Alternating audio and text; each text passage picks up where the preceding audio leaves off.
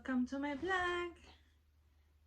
Now, pag-usapan naman natin ngayon kung magkano sweldo dito sa Canada. Let's go! Yung salary ng Canada, depende yan sa different provinces. Ako dito, taga British Columbia ako. Ang salary dito, effective last June 1, 2023 is 16.75. But it doesn't mean yun na talaga yung nabibigay ng mga employers sa mga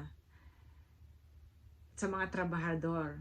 Like me, I've been working sa printing press since 5 years ago. Kaya iba na yung rate ko. Depende. Yung minimum talaga 16.75 plus halimbawa probationary ka ng 3 months. If you're good and they find you okay or fit sa trabaho, they can give you more.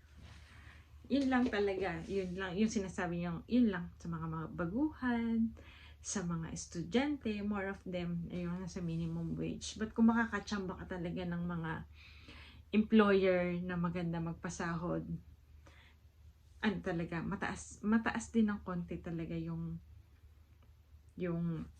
salary in compare naman sa atin per hour you see, halimbawa 16.75 o i-rank na natin ng 17 ang rate ngayon ng palitan ng pera from the Philippines. Kanina nagpadala ako ng pera for 41.71 o di times mo yun, times 17, di magkano na. Hindi ako marunong magkwenta sa utak ko lang yung kailangan kinukwenta ko talaga sa calculator.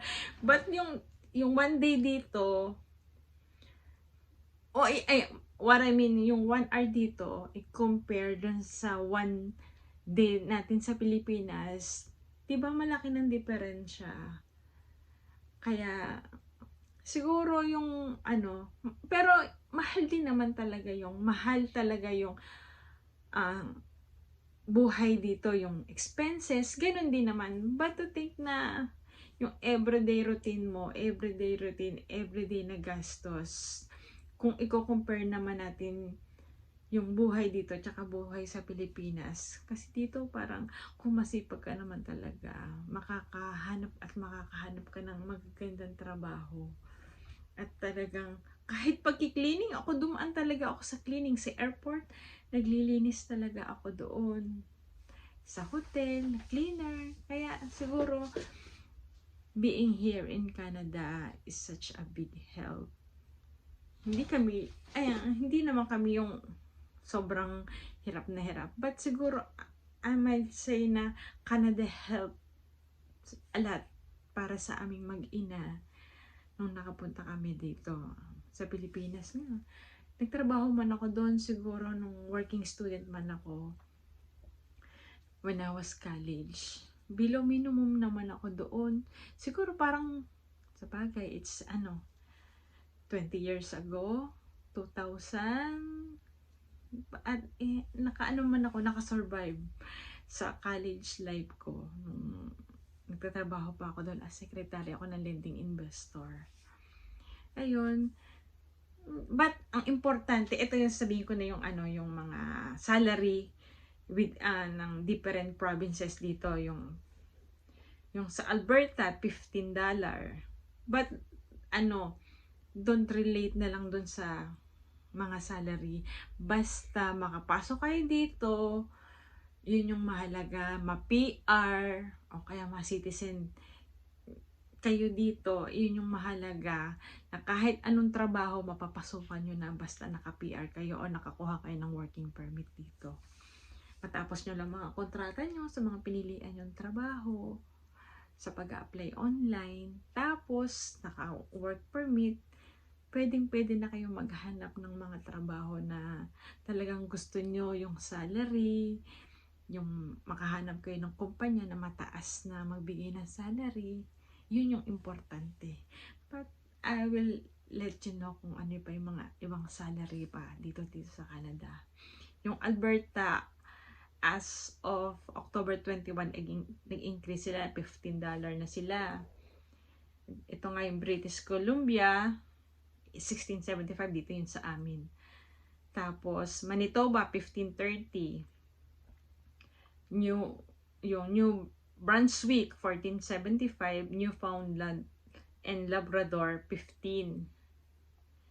Tapos, Northwest Territory, 16.05. Nova Scotia, 15. Nunavut, $16. Tapos, Ontario, 16. Prince Edward Island, 15. Quebec. Sa Quebec, 1525. Tapos, yun, Saskatchewan, 14. Tsaka Yukon, 16.77. Yun yung mga salary ng within, minimum wage within the provinces dito sa Canada. Pero, tsaga-tsagain lang natin. Kasi yung iba, kahit yung sa malalayong lugar, dun sa malalamig na lugar, nagtsatsagaan magtrabaho. Kasi doon, madaling maka-PR, madaling yung mga hanap ng trabaho kasi konti lang yung tao. Tapos wala pang kompetensyang mga, syempre, hindi masyadong crowded. Unlike dito sa amin, madami talaga ditong mga iba't ibang lahi na Chinese, Indian, madami dito. Mga sa iba't ibang lugar. Iba't ibang bansa din. Dito napupuntuhan. Kasi ito nga yung konti lang snow. Siguro hindi pa kami nakaranas nung talagang unlike dun sa Alberta, mataas talaga. But, meron mga estudyante rin, mas pinipili nilang doon mag-apply sa ibang lugar. Sa Ontario, sa Quebec. Kasi yung processing ng papers, mas madali. Pero pag nasanay ka naman, kapatid ko nasa Alberta, kung nasanay ka man sa ganong lugar, dumating ka sa lugar, you can get used to it. Sa experience ko, dito kasi ako bumagsak sa BC, sa Vancouver, medyo, dito sa yung center kasi. Tapos, I try to lipat nga doon sa Alberta. Ang problema kasi sa akin, hindi ako nakag-drive.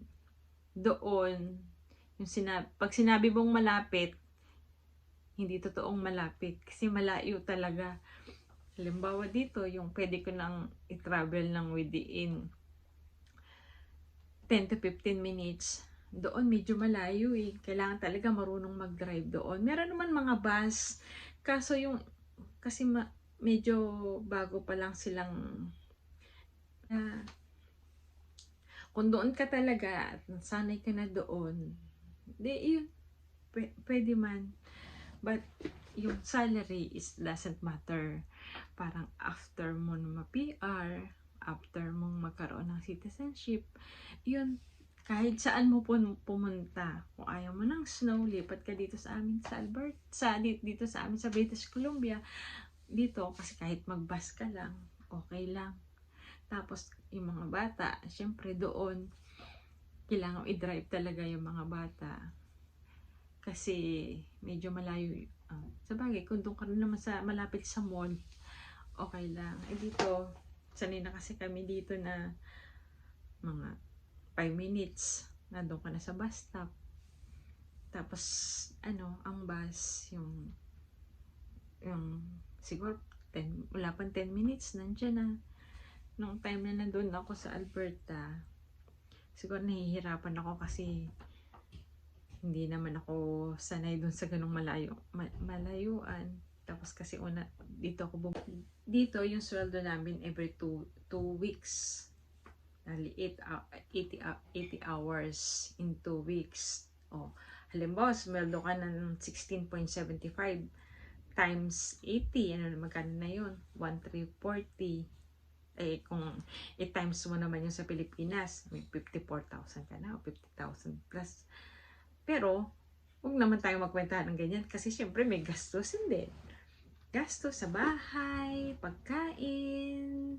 Tapos, meron kami mga deduction naman yung EI, parang insurance, employment insurance, para in case na mawalan ka ng trabaho, you can apply for an insurance. Tapos tax, deducted na yon. Tapos may GST pa kami. Tapos minsan yung mga company nag-o-offer naman sila ng mga yung additional benefits para mga life insurance, yung mga ganyan.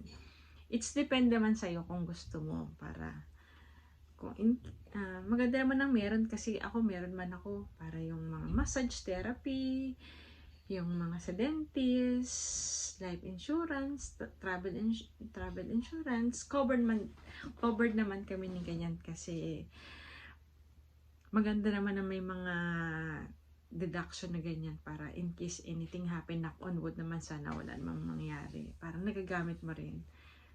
Lalo tayo mga Pilipino, parang masisipag naman, kilala man naman Pilipino masipag. Syempre, minsan napapagod ka rin naman. Kailangan mo rin i-pamper yung sarili mo. Massage naman dyan. Mga physiotherapy, para at least mga acupuncture, ganyan. Meron kami niyan, mga benefits na ganyan. Para magagamit naman natin. Pero maganda naman talaga na may mga benefits. Syempre, yung sa salary natin na medyo, syempre, ang comparison naman natin sa Pilipinas. Kaya mostly man tayo nagtatrabaho abroad para medyo hirap din naman magtrabaho, pero at least angat-angat naman ng konti. Yes, unlike sa magtrabaho ko sa Pilipinas, kahit pukpukan na yung pagtatrabaho natin, pero hindi pa naman tayo satisfied sa mga salary na natin. Pero at least dito, maganda yung buhay, yung medyo nakakakain ka na medyo yung parang updated ba, sabi nga nila.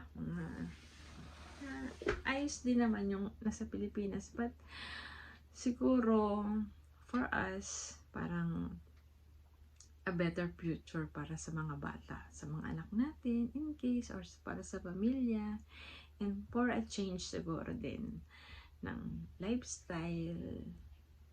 Kasi ako parang na-adapt ko na rin yung buhay abroad kasi it's been a long time I've been away from the Philippines. Simula nung college ako, siguro after 3 to 4 years, nagsimula na akong mag-abroad. Siguro, naging sanay na ako sa independent, na malayo. Parang pag nag-abroad ka talaga, tapos umuwi ka sa Pilipinas, hahanap-hanapin mo rin naman yung buhay, being away. Parang pagbalik mo sa Pilipinas, parang hindi ka na uli masasatisfied sa salary ba kung mag-a-apply ka. That's yung sa akin. It's my own opinion ko lang naman yun, sa own experience ko. But yung gusto ko lang kayong bigyan ng mga tips in case gusto nyo na magtrabaho dito sa Canada, yung mga salary nila na iba't ibang province, tapos yung mga idea why I choose to be here in Canada, na compare natin yung, syempre, yung iba naman manggagaling sa ibang bansa, yan. Okay. Or sa Pilipinas, yan. Yun lang yung share ko na naging buhay ko here in Canada, kung bakit ko nagustuhan, and kung bakit ako nagtagal. Siguro, to be, eksakto na yun. I've been here 11 years. 12 years. 12 years. Kasi 2011 ako dumating, October 21, nung dumating ako dito sa Canada. 12 years na ako dito, but still struggling, but a little bit okay kaysa noong araw. And sana may napulot kayo. If you want something na gusto pang malaman, just comment down below, then I'll search for you and I'll share kung anong kaya kong pang i-share para magkaroon din kayong kaalaman kung anong buhay dito sa Canada. And that's all for my vlog. Till the next me.